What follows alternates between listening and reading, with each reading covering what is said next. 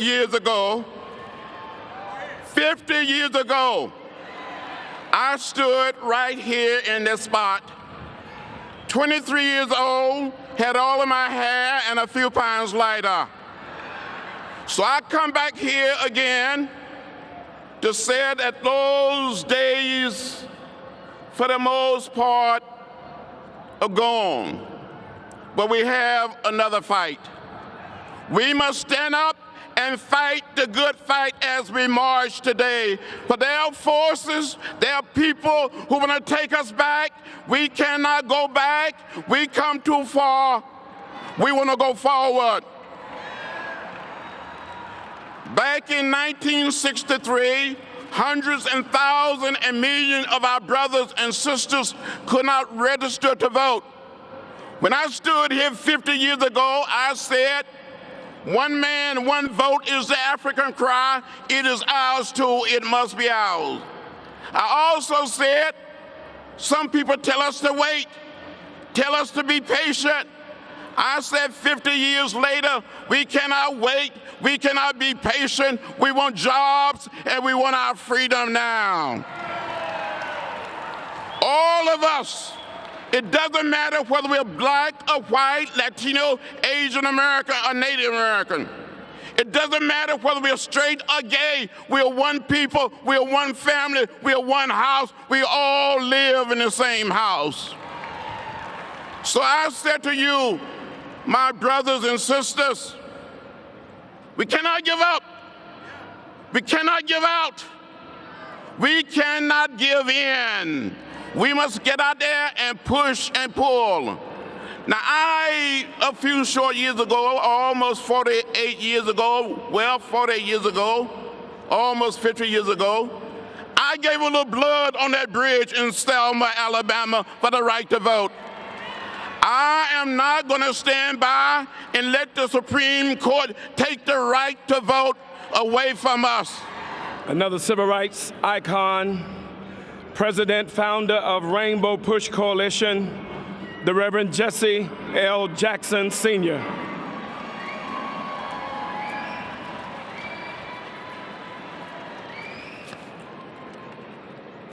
Today we appeal upon the President and the Congress to have mercy upon our plea. Fresh from jail in North and South Carolina, I was blessed to be here 50 years ago. Thank God for the journey, 50 years of tragedy and triumph. The stench of Medgar Evers' blood in the air, we marched as Dr. King dreamed in '63. I was with him and a band of SCLC warriors as he felt the agony of the nightmare approaching in 1968 in Memphis. He said the pendulum swung between hope and hopelessness. He celebrated the joy of our progress, the freedom from barbarism and the right to vote. He would celebrate the joy of our political progress, the return of President Aristide to Haiti, the freedom of Nelson Mandela in South Africa, and the election of President Barack Obama, the crown jewel of our work. He would have felt acutely the pain of stagnation, retrogression, unnecessary wars, drones, and the neglect of the poor. For there is too much poverty and hate and war. He was tormented by poverty, and using war and violence as remedies was unacceptable. His mission was to disturb the comfortable and comfort the disturbed, determined to remain permanently maladjusted so all of God's children have the meal for their bodies and education for their minds and health for their infirmities. Today he would be disturbed, banks bailed out, homeowners locked out, insurance companies bailed out, Detroit and Birmingham bankrupted. We're still paying an awful price for the misadventure into Iraq. He said too much war, too few jobs, too little social uplift leads to moral and spiritual bankruptcy. When he was killed, his popular rating went down, but his values and standards went up. He said, reject me, if you will, those who want to embrace me, but I was speaking will be heard. And so keep dreaming of the constitutional right to vote. Stop the madness in North Carolina and Texas. Keep dreaming. Keep dreaming, revive the war on poverty. Keep dreaming. To go from stop and frisk to stop and employ, stop and educate, stop and house, stop and choose schools over jails. Keep dreaming. Keep dreaming student loan debt forgiveness as a stimulus. Keep dreaming. Revive the U.S. Civil Rights Commission with the conscience of our nation. Keep dreaming. Restore foreclosed housing. Keep dreaming. Comprehensive immigration reform that includes Africa Haiti, and the Caribbean. Keep dreaming. 50 years later, we are free but not equal. Keep dreaming. Choose life over death. Futures over funerals, and more graduations and less funerals. And so keep the faith, and through it all, keep hope alive. Ladies and gentlemen, Julian Bond. I'm delighted to be here, just as I was delighted to be here 50 years ago. Then we could not have imagined we'd be here 50 years later with a black president and a black attorney general. But that's a measure of how far we have come. But still, we march. We march because Trayvon Martin has joined Emmett Till in the pantheon of young black martyrs. We march because the United States Supreme Court has eviscerated the Voting Rights Act, for which we fought and died. We march because every economic indicator shows gaping white-black disparities. We march for freedom from white supremacy. But still, we have work to do. None of it is easy, but we have never wished our way to freedom. Instead, we've always worked our way. Today, we have much more to work with, and we take heart that so much has changed. The changes that have come have everything to do with the work of the modern movement for civil rights. We must not forget that Dr. King stood before and with thousands, the people who made the mighty movement what it was. From Jamestown slave pens to Montgomery's boycotted buses, these ordinary men and women labored in obscurity. And from Montgomery forward, they provided the foot soldiers of the Freedom Army. They shared with King an abiding faith in America. They walked in dignity rather than ride in shame. They faced bombs in Birmingham and mobs in Mississippi. They sat down at lunch counters so others could stand up. They marched and they organized. Remember, Dr. King didn't march from Selma to Montgomery by himself. He didn't speak to an empty field at the March on Washington. There were thousands marching with him and before him, and thousands more who did the dirty work that preceded the triumphal march.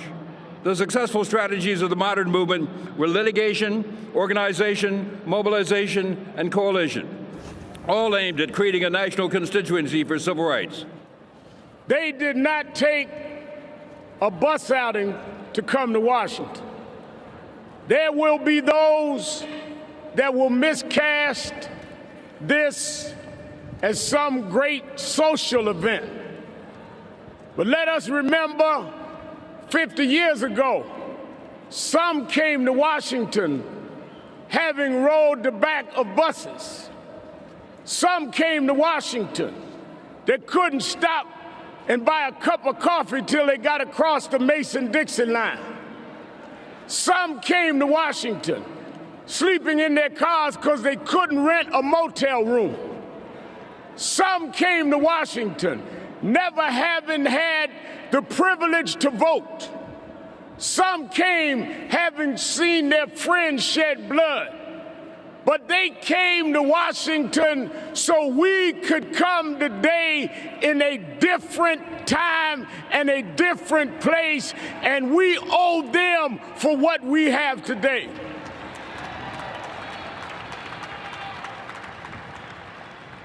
I met a man not long ago. I tell it often. He says, I'm African American, but I don't understand all this civil rights marching you talking about, Reverend Al. I've accomplished, I've achieved. Look at my resume. I went to the best schools. I'm a member of the right clubs. I have the right people. Read my resume. Civil rights didn't write my resume. I looked at his resume, I said, you're right. Civil rights didn't write your resume, but civil rights made somebody read your resume.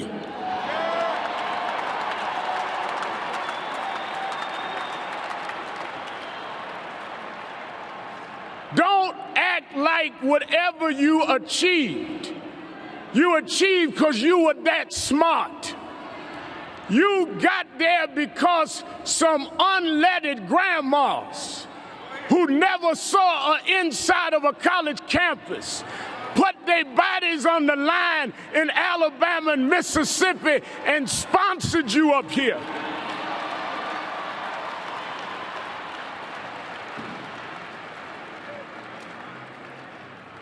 Today, we face continuing challenges. What do we want? We want the Congress to rewrite a Voting Rights Act, and we want to protect our right to vote. They are changing laws all over this country. The Congress needs to make federal law that will get through this Congress and deal with what the Supreme Court has done. Right now in Texas and North Carolina and other places, they're coming with all these schemes. Voter ID. Well, we always had ID. Why do we need new ID now? We had ID when we voted for Johnson. We had ID when we voted for Nixon.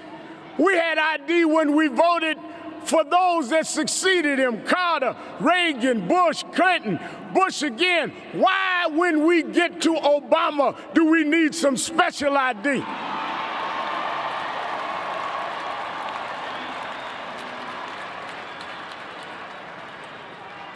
But I tell you what we're going to do. When we leave Washington, we getting ready to march. We're going to go to those states. We're on our way to North Carolina.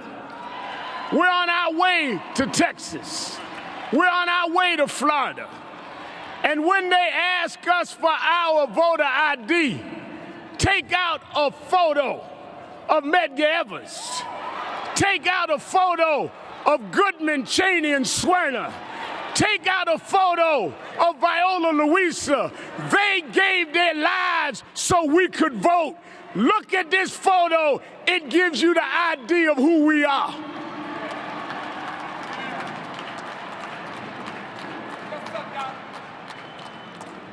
Second, we need jobs. We didn't come here just talk. We want voter legislation. We need jobs. And if we can't get jobs, we need to continue these marches. And if we get tired, we need to sit down in the offices of some of those here that don't understand folk want to work and earn for their families. 50 years ago, Dr. King said that America gave blacks a check that bounced in the Bank of Justice and was returned marked insufficient funds. Well, we've redeposited the check. But guess what? It bounced again. But when we looked at the reason this time, it was marked stop payment. They have the money to bail out banks. They have the money to bail out major corporations. They have the money to give tax benefits to the rich. They have the money for the white. But when it comes to Head Start, when it comes to municipal workers, when it comes to our teachers, they stop the check. We gonna make you make the check good, or we gonna close down the bank.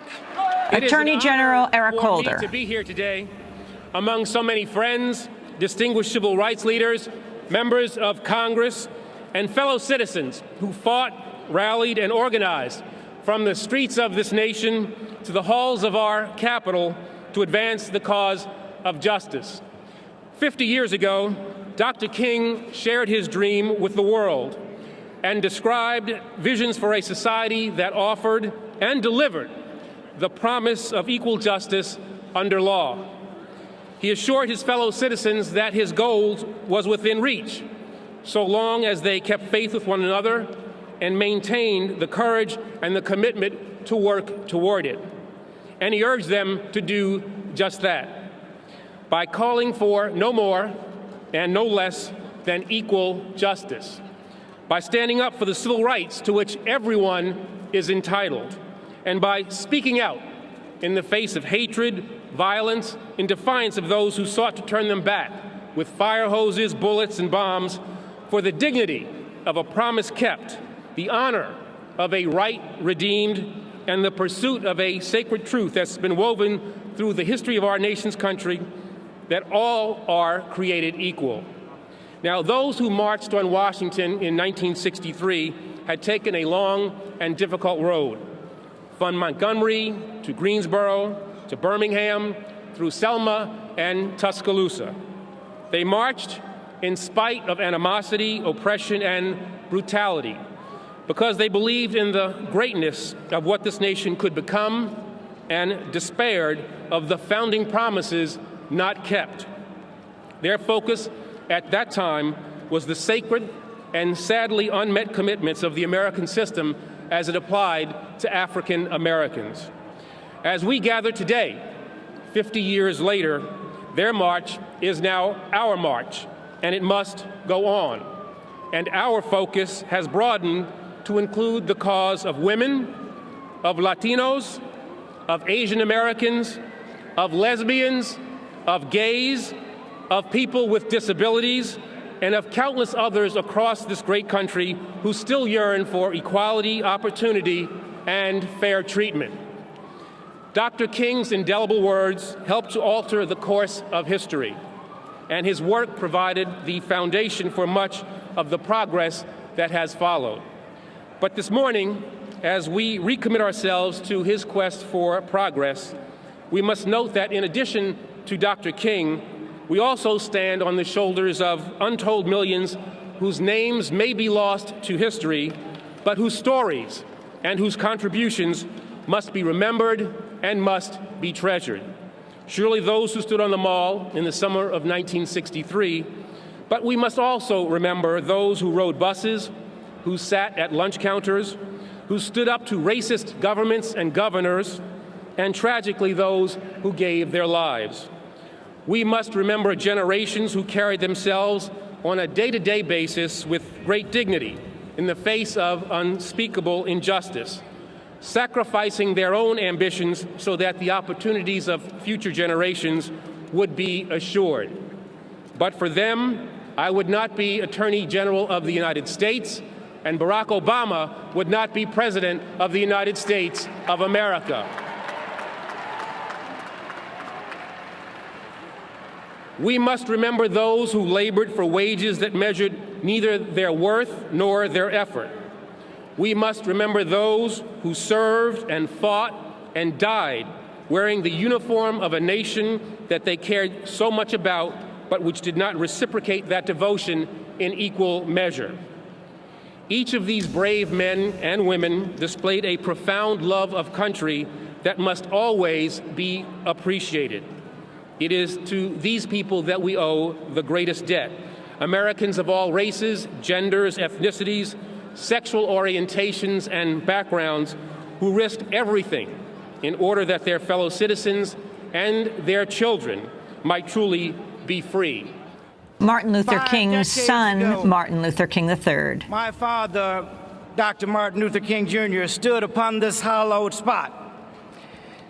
And the Spirit of God spoke through him and summoned a nation to repent and to redress the shameful sins long visited upon its African-American brothers and sisters. 50 years ago, he delivered a sermon on this mountain, which crystallized like never before the painful pilgrimage and aching aspirations of African Americans yearning to breathe free in our own homeland. But Martin Luther King Jr.'s utterings of 1963 were neither a forlorn lament of past injustices nor a despairing diatribe of cruel conditions of the day. No, indeed, his words are etched in eternity and echo through the ages to us today, were a tribute to the tenacity of an intrepid people who, though oppressed, refused to remain in bondage. Those words of Martin Luther King Jr. were a clarion call to all people of goodwill to rise up together, to make this nation live out the true meaning of its creed, and to perfect within us a more perfect union. And so I stand here today in this sacred place, in my father's footsteps. I am humbled by the heavy hand of history, but more than that, I, like you, continue to feel his presence. I, like you, continue to hear his voice crying out in the wilderness. The admonition is clear. This is not the time for nostalgic commemoration, nor is this the time for self-congratulatory celebration. The task is not done. The journey is not complete. We can and we must do more. The vision preached by my father a half-century ago was that his 4 little children would one day live in a nation where they would not be judged by the color of their skin, but by the content of their character. However, sadly, the tears of Trayvon Martin's mother and father remind us that far too frequently the color of one's skin remains a license to profile, to arrest, and to even murder with no regard for the content of one's character. Regressive stand-your-ground laws must be repealed. Federal anti-profiling legislation must be enacted. Comprehensive immigration reform must be adopted to end the harassment of our brown brothers and sisters and to provide a path to citizenship for them today, just as was done for the millions who passed through Ellis Island's splendid gate yesterday. 50 years ago, my father insisted that we could not rest and be satisfied as long as black folk in Mississippi could not vote, and those in New York believed that they had nothing for which to vote.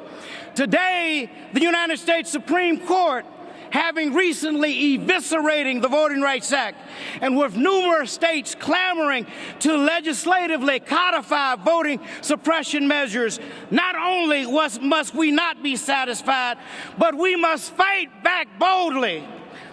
Too many of our unknown heroes and sheroes fought, bled, and died for us to have the precious right to vote, for us to now sit back and timidly allow our franchise to be taken away or diminished.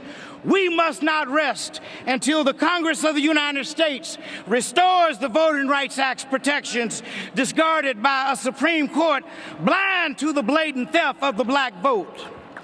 Paramount to Martin Luther King Jr.'s fervent dream was the commitment that African Americans gain full economic opportunity and not be confined to basic mobility from a smaller ghetto to a larger one. Today, with 12% unemployment rates in the African American community and 38% of all children of color in this country living below the level of poverty, we know that the dream is far from being realized. With the once mighty city of Detroit in the throes of bankruptcy and countless other cities teetering on the brink, there is a fierce urgency to act now. 50 years ago, we had the first Catholic president in the White House. Today, we have the first African-American president and the first African-American first family leading our country so beautifully from the White House. You know, we come together here at a time when there is a monument to Reverend Martin Luther King on the Mall. Here he sits with presidents of the United States so appropriately. We have a day set aside as a national holiday to celebrate his birthday. But he would want us to celebrate him, his birth, and his legacy by acting upon his agenda. Dr. Ramahan Gandhi. You talk to Julie. Gandhi, my grandfather, never visited the United States, but his heart was fully involved in the struggle in this country. In February 1936, after meeting 4 African Americans in a hut in Western India, this is what Gandhi said.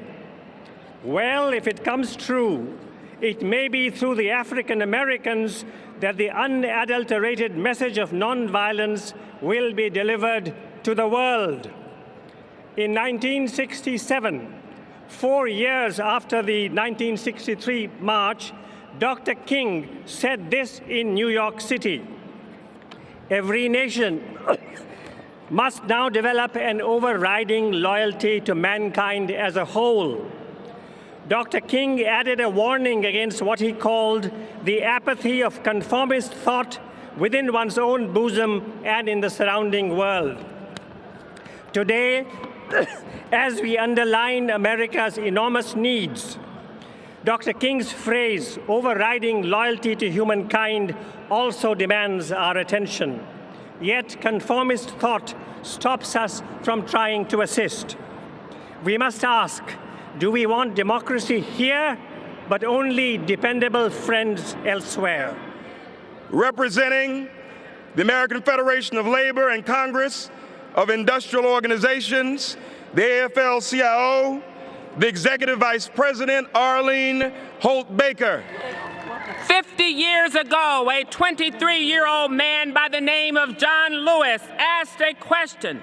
He asked, where is the equality for the maid who earned $5 a week in the home of a family whose income was $100,000 a year?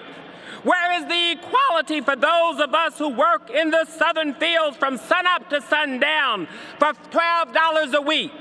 We're asking that same question today when the minimum wage is actually lower than it was half a century ago. 50 years ago, A. Philip Randolph stood with Brother Lewis and Reverend Dr. Martin Luther King and 250,000 men and women from across America to demand jobs and freedom. Unemployment then among African Americans was 10%. It's about 13% today. Our demands today are the same as they were 50 years ago. We need jobs for all Americans, and we need our freedoms. We need the freedom to have a voice at work, and we need the freedom to have our voices heard at our ballot boxes. Too many of our children who dream of a quality education, but who stare in terribly overcrowded classrooms while urban school districts close school after school after school. Our call for a higher minimum wage has become a desperate scream and a cry for our communities, because we cannot feed and clothe our families on $7.25 an hour. We cannot simply stand on this mall at the Lincoln Memorial. We must organize. We must take action for job creation and shared prosperity for all. Dr. Michael Eric Dyson. 50 years ago, our greatest American dreamed eloquently about justice and democracy. 50 years later, we need a team effort to make his dream come true. He had a dream, we need a team to join the vast army of the poor who continue to languish in the corners of our society and struggle against impossible odds to survive. He had a dream, we need a team to join the sea of immigrants who love America so much they're willing to risk life and limb to make this nation a better place. He had a dream, we need a team to join our gay brothers and lesbian sisters as they come out of the closet and enjoy the living room of social freedom and the bedroom of marriage equality. He had a dream, we need a team to join the multitude of women whose bodies are burdened by antiquated science and out-of-step politicians. He had a dream, we need a team to join the youth whose sweet lives are cut short by senseless violence on the streets of our cities. He had a dream, we need a team joined by the nation's first black Attorney General, who has spoken out and acted against the profound injustices of our country's legal system and the vicious attack on our right to vote. He had a dream, we need a team, joined by the nation's first black president, who must use his bully pulpit to remind America of the commitment to racial justice. Since we know that the death of the first Martin King is linked to the death of the second Martin Trayvon, because they were both unjustly profiled by an intolerant slice of our population. When we do this, we will be able to sing together the words of that great anthem from the last century. The sun don't shine forever, but as long as it's here, we might as well shine together. Better now than never, business before pleasure. He had a dream, we need a team. Please welcome Ms. Myrlie Evers Williams. I think of one theme that has been played over and over in the past few months, and it's one that brings great controversy. Stand your ground. And we can think of standing your ground in the negative, but I ask you today to flip that coin and make stand your ground a positive ring for all of us who believe in freedom and justice and equality, that we stand firm on the ground that we have already made and be sure that nothing is taken away from us, because there are efforts to turn back the clock of freedom. And I ask you today, will you allow that to happen? Take the words, stand your ground, in a positive sense. Stand your ground in terms of fighting for justice and equality. We've had wonderful speakers here, and we'll have even more who will outline those things to you, but I think you know what I mean. Take a negative and make a positive out of it. Assess where we are today. Assess where we have come from. Assess where we can go. Standing our ground for justice, for freedom, for equality. And I stand here today and I ask the question, ain't I a woman? Where are the women that need to be acknowledged in this movement for freedom and justice? We must not forget them. We must not forget Coretta Scott King. We must not forget Betty Shabazz. We must not forget all of the other women who poured in the sweat and the tears to move us further. So if you do nothing else, if you take nothing else from my heart and what I have said, stand your ground for freedom and justice and do whatever is necessary that's legal to move this country forward. Mayor Cory Booker. The dream still demands, that the moral conscience of our country still calls us, that hope still needs heroes. We need to understand that there is still work to do. When the leading cause of death for black men my age and younger is gun violence, we still have work to do. When we still have a justice system that treats the economically disadvantaged and minorities different than others, we still have work to do. When you can, in America, work a full-time job plus overtime and still be below the stifling line of poverty, we still have work to do. When we see wages stagnating, when child poverty is increasing, when the rich are getting richer and the poor are getting poorer, when millions of our children are living in neighborhoods where their soil is toxic and their rivers are polluted and their air quality is so poor that asthma is epidemic, we still have work to do. And so my generation, we can't sit back now thinking democracy is a spectator sport, when all we can do is watch our TV screens and cheer for our side. Democracy demands action. We can't sit back and get caught up in a state of sedentary agitation where we get so upset about the world going on, but we don't get up and do something about it.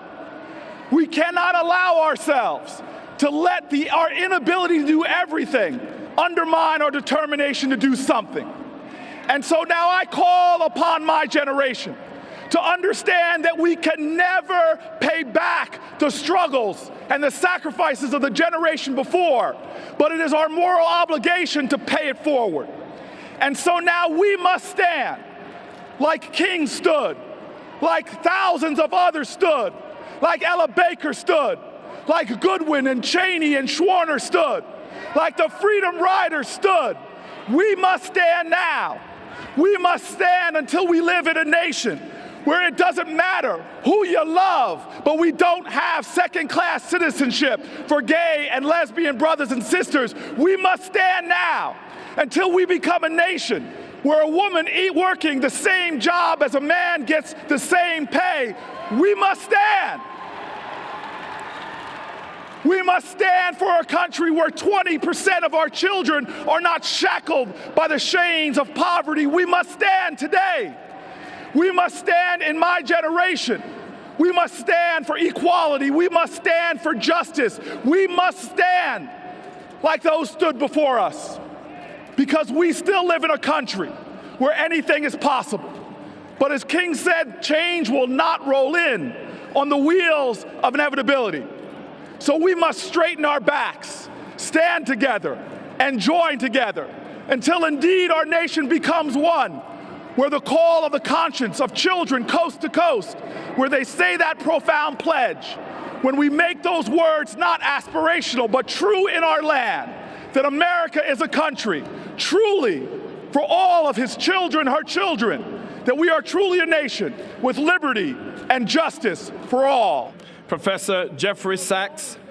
If the arc of the moral universe bends towards justice, as Martin Luther King Jr. reminded us, it is because righteous souls in each generation pull that arc towards its hallowed end. 50 years ago at this spot, King spoke to righteous men and women who braved police dogs and water cannon to fulfill their role in shaping the moral universe. They did their job bravely and well, and we honor them today. Yet the great task of moral construction is never finished. There is no final victory on earth, only an inheritance of justice that each generation must renew and pass to the next. 1963 was a year of moral crisis and renewal. It was a year to rescue America's soul and to move the world, as John F. Kennedy did with the Nuclear Test Ban Treaty. It was a year of martyrdom of that young president who told us that when one man is enslaved, all are not free. 2013 is another year of moral crisis. America is mired in income inequality and poverty. America enslaves multitudes of Black and Hispanic young men to feed the greed of its privatized penitentiaries. America despoils the earth by its heedless fracking and burning of fossil fuels. And America sends drone missiles that kill innocent wedding-goers in a misguided war on Islam. It is our turn to bend the arc of the moral universe. We too must banish the moneylenders, not from the temple, but from the lobbies of Congress and the White House. We too must beat swords into plowshares, joining together with Iranians, Egyptians, Palestinians, and Israelis to honor the prophets of peace. And we must end our assault on nature, leaving oil and coal in the ground and harvesting the sun and the wind instead. In our age of greed and glitter, the work of justice often seems to be stilled. But do not be deceived, for the ancient cry still moves us today. Justice, justice shall you pursue, so that you may live in the promised land.